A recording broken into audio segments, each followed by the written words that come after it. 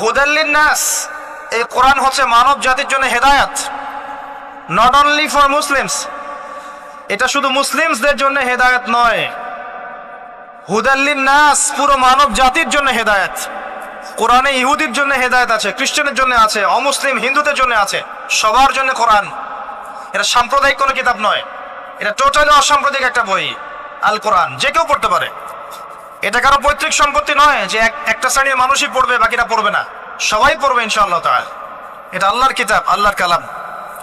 হুদাল লিন-নাস ওয়া বাইয়িনাতিন মিনাল হুদা, এটা হচ্ছে সত্য মিথ্যার মানদণ্ড, বাইয়িনাত সুস্পষ্ট মানদণ্ড।